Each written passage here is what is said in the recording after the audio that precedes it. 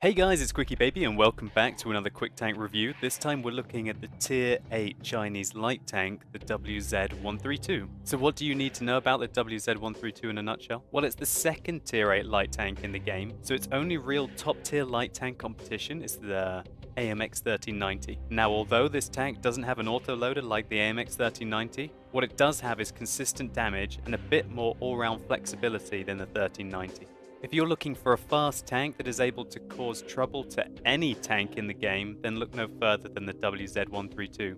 So let's just take a quick look at some of its stats. It's got just over 1,000 hit points, which means that it can take about 2 shells from most tier 9 and 10 tanks. Most tank destroyers are going to 2-hit this tank, and even such tanks as the E75, if they roll high, are still going to 2-hit you. However, having 1,000 hit points is 1,000 hit points. You've got half of what a tier 10 medium tank has, and it does allow you some flexibility to take a few hits. When we look at the armor, however, we can see that the tank has got 50mm of frontal armor, it has 25mm of side armor, and only 20mm of rear armor. What this means is that you really should not hope to bounce anything on this tank apart from miracle bounces. As we can see, the turret has extreme curves, which means that even though its turret armor is 55 at the front, 35 at the side, and 20 at the rear, if it does hit extreme angles, then there is a chance that it might bounce. Very, very high penetrating guns will sometimes overmatch the armor though, meaning that even if it scrapes the side, it's still going to go in.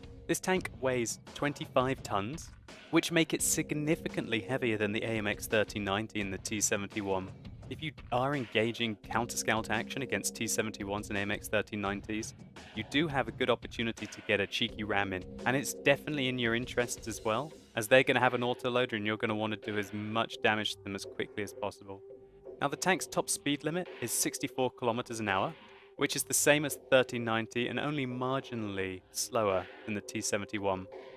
Only the MT25 has a higher top speed limit of the high-tier light tanks. The top speed limit is made even more special by the fact that this tank has got a 520 brake horsepower engine, even though it weighs under 25 tons fully equipped. This means that the specific power of the tank is over 20 horsepower per ton, which allows it to accelerate very quickly even upslope. When you combine this with a traverse speed of 56 degrees a second, this thing is very mobile, it's very flexible, it can run circles around quite a few of even the reasonably faster heavy tanks in the game. And considering what we just talked about with the armor, you're definitely going to need to use this speed. Now next, when we talk about the guns that you can use in the WZ-132, there are two options. There's an option to use 100mm and there's an option to use an 85mm.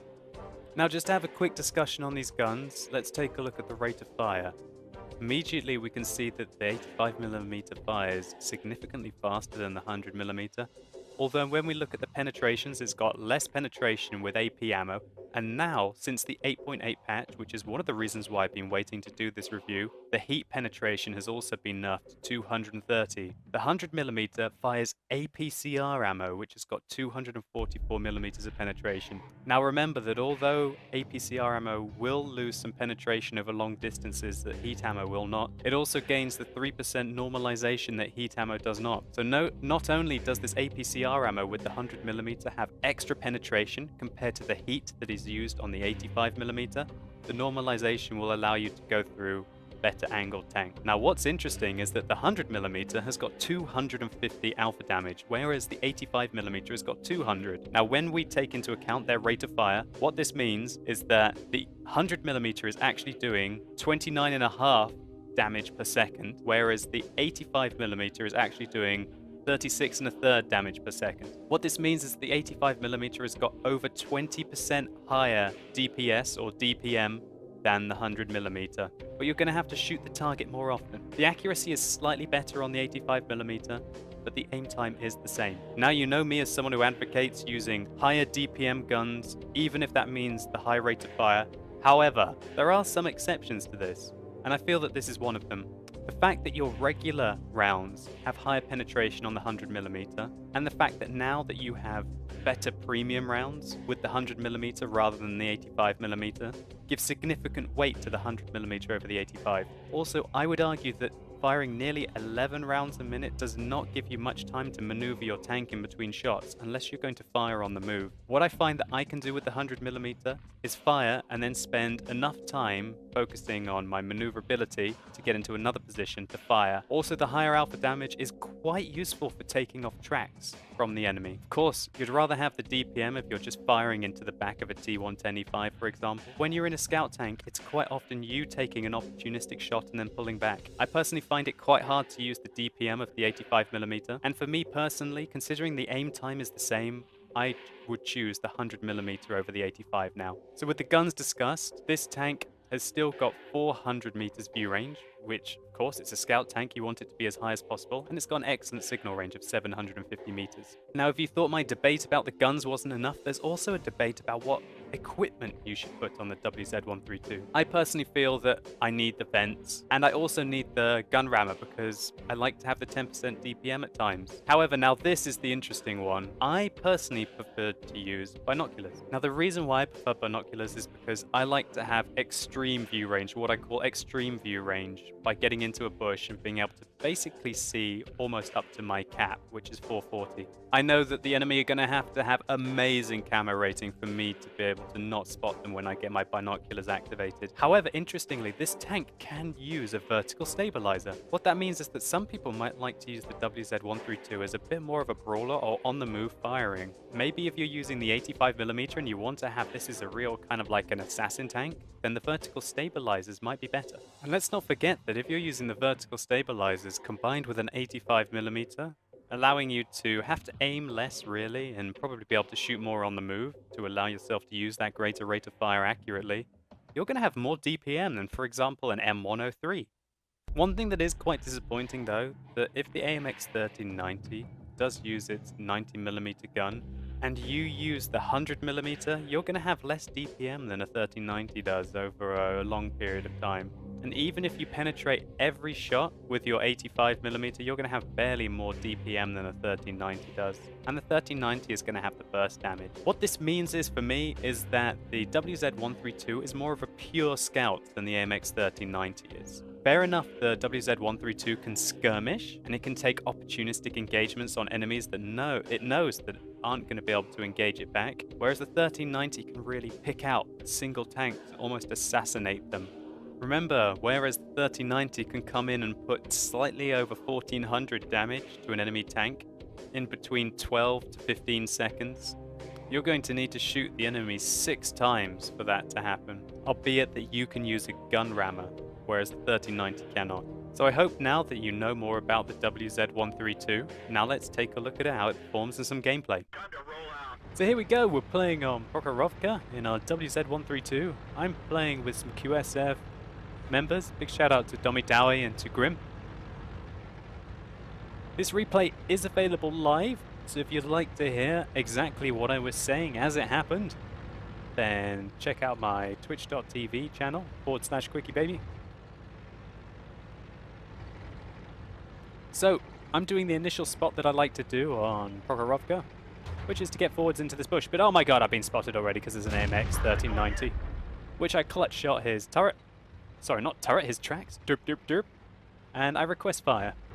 Now, one thing I will mention is that with my scout tanks, I have rebound the ask for assistance damage to my T key. It's very important to have Sixth Sense on your scout tanks. I got spotted there and I know about it. I'm quite cheeky though, as you can see. I like to push my luck. I didn't get spotted there. So I got a free spot on the AT-15, and I'm calling in for fire. Grim is playing his scumbag, so we're communicating about what might be the best possible targets. And there goes a big shell, but oh no, look at that big splash right near the AT-15, but no cigar. So one thing that I'm trying to do is trying to make my movements rather unpredictable. I don't want to keep popping up in the same place, but equally I want to be quite aggressive. So I go up, I spot, I call for targets, I get my guy's vision, and then I pull back. As you can see, the WZ132 is fairly fast backwards. The only thing I'm really worried about on the enemy team is getting splashed by the GW Tiger P. I want to give my team as much vision as possible. That is my goal as a scout tank. So I go forwards, I don't get spotted. I know I can get a cheeky shot off there and pull back, but looks like I couldn't. I got slammed in the side of the turret, and there goes my loader. So no more med pack for me. As you can see, I took over 400 damage there, which shaved off over over a third of my health. So that's what you got to watch out for in these scout tanks. They may be fast, but they have no armor and they don't have much health. But always look for clutch shots like that when you're playing your WZ132. And now you guys might be starting to see why I prefer the 100mm over the 85. Because these are the kind of situations I seem to get myself into in the WZ132, where you're popping up, you're shooting, you're pulling back, you're popping up, you're shooting, you're pulling back, and I don't have enough time to shoot twice. I can shoot once, so I'd rather have the extra penetration and the extra alpha damage. So what you see me doing here is go, alright Mr. T-54, we're going to play World of Tanks. So I go after him. I don't want him to get to my friend. I get a bit of a lag spike there. I was trying to harass him to stop him from getting to Grim, and looks like we managed to save our artillery. Now, in this matchup, our artillery is very valuable. I fire one on the move there, doesn't go in, and my friends finish off the AT-15. So I'm going to go back straight away and start to go for the action. I'm going all in against this T-34. Oh, that one really should have gone in, but thankfully we've got enough mobility to get round the T-34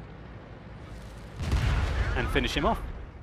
Now there's an AMX 1390 zerging towards me, and that's one of the last tanks that you want to have shooting you. Thankfully he misses his second shell. I come out and put one into him, and then I hide behind the T-34, and my friends finish him off. So great, I've managed to get myself into a little dip here. I want to keep moving, I don't want to get hit by their artillery, don't want to make my actions too predictable. But when I can get shots on this 1948 like you see me trying to squeeze here, then you know I'm going to take them. Fortunately we can't see him anymore.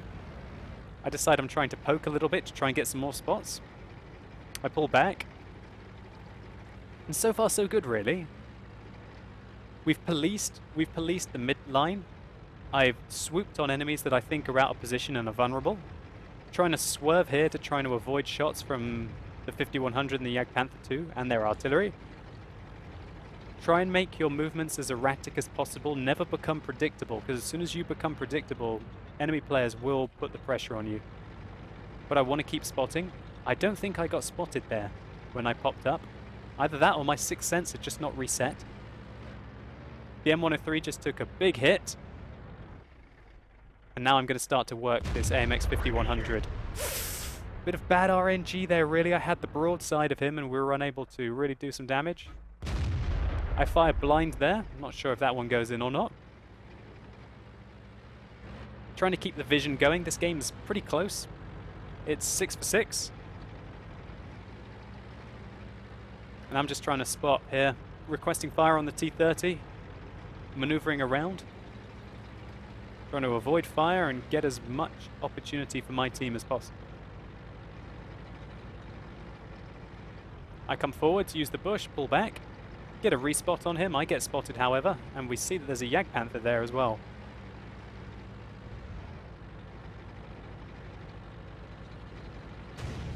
So, we hear the artillery missed me there, which means that I can afford to be still for a little bit.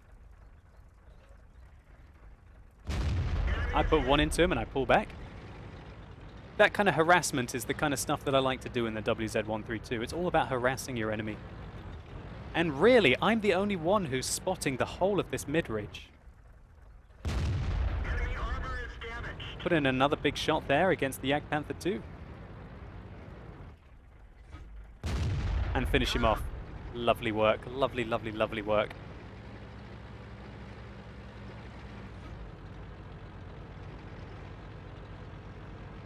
So I'm not done yet. This game's close, but it's not won. I poke to see if the T-30 is in the dip, and yes he is. I fire clutch, thinking that I've been spotted. I probably shouldn't have done that, but oh my god, the shot was just sent from the heavens, and Grim puts in a huge shell on the T-30, wrecking him for 1,300 damage. What a great shot there by Grim in his Tier 8 scumbag. So I go spot the T-30 again. He spots me. I fire clutch again, but it doesn't go in. But there we go. IS-8 slams in a shot from the side into the T-30, taking him out the game. And there we go, with 2 tanks up now. I decide that I want to try and spot this western flank. I feel like that's my best opportunity to keep them locked down, stop them from advancing. I don't want them to get near my artillery, and I want to keep vision from my artillery. Now, I'm trying to use these bushes, and oh god, I made a bit of a mistake there. But I didn't get spotted. Shows you how good my camera rating is. I put a clutch shot there into the side of the 1948. Well, it wasn't really clutch. It was a bit of a stationary shot, not clutch at all. Don't know what you're talking about. You're just trying to speak for the sake of speaking, Mr. Quickie Baby. Yeah, well, let's get on with it. This 1948 is Russian. Drive-by. And that's what the WZ-132 is great for. Look at that. I drove by that guy at about 50 kilometers an hour, put a nice shot cleanly into his back, and then I'm off again, driving along at 50, 60 kilometers an hour. Even slightly upslope, I'm able to maintain 50, 60. Such is the nature of this tank. Great traverse speed, great engine power, great little tank, especially on a map such as Prokhorovka. So I get spotted, I fire clutch and I pull back.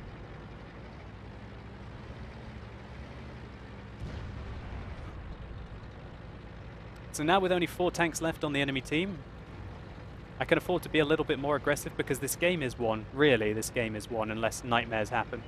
So I decide, alright, let's have some fun.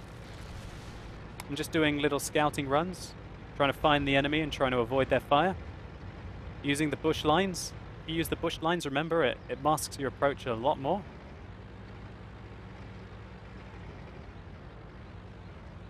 So I spot the Ferdinand. I decide that I want to shoot him, but Grim was already way ahead, securing the kill on the Ferdinand before I was able to take him. Thankfully, I didn't get spotted, but oh god, now I might be. Oh, now this is touch and go. This is touch and go. Oh, I get saved by my team. I did not expect the 5100 to be there and to hit me so cleanly. And the Tiger P wants me as well.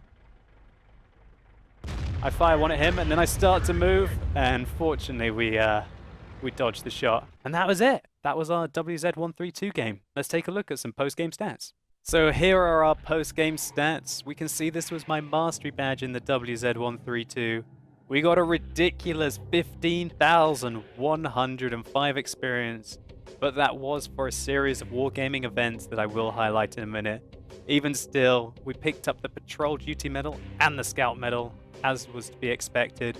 And really, I showcased just how the WZ-132 can dominate ridgelines with scouting, and also it can still bite its opponents quite hard with its 100mm cannon. If we order it by damage, we're not really up the list, but this was a 1,614 experience, non-double, non-premium. That's still huge. It's a great result for us. If we click here, we can see in a bit more detail that we were able to do 7,200 spotting damage. A really big game. We're able to help Grim get his 3,000 regular damage there. We detected 11 of the enemies, which is 2 above what is needed to get the base scout medal, and still we're able to put out a significant 2,200 damage with our clutch shots, as well as secure the 3 kills. Now, just to clarify how this experience breakdown happened, I made 52,000 credits. We barely spent anything on ammunition, and I didn't need to fire 1 premium shell to secure this game.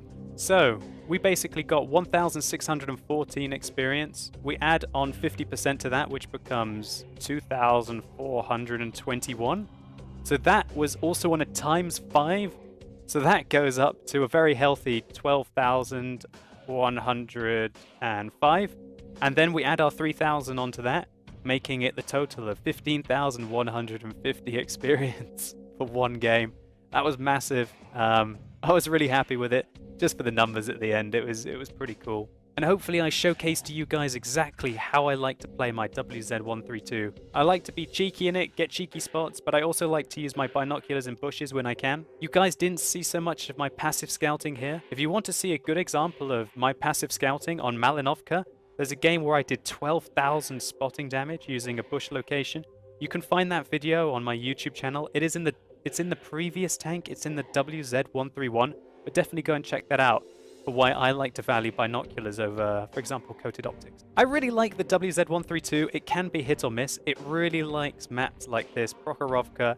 It really likes maps like Murovanka. It really actually likes maps like Redshire as well. All of those kind of maps where there's long-range engagements and there's good ridgelines where you can do good scouting work on. The tank, it can be quite hit and miss, although it can be quite devastating. I've managed to carry endgame situations, generally through being a damage assist for other tanks. And what I found is that people seem to like to ignore you in this tank. Quite often they'll just ignore you and try and engage the heavy tank, which can allow you to do some quite devastating DPM to the side and the rear of their tank. And also, if you really need to penetrate the enemy frontally, you do have the option to load those premium rounds. So guys, I hope you've enjoyed this review of the WZ132. If it's been helpful to you or you've just enjoyed it, please consider rating it down below. I'd really appreciate it. And why don't you let me know in the comments what you think about the WZ132? Do you think it's worse than the AMX 1390? Do you think it really is a tier 8 light tank? Do you guys love it? Do you guys hate it? What do you think about the WZ132? Anyway guys, thank you so much for watching. You've been epic. Check out some of my other quick tank reviews if you're interested in knowing how to use these tanks and also how to destroy them. And hopefully I'll see you soon.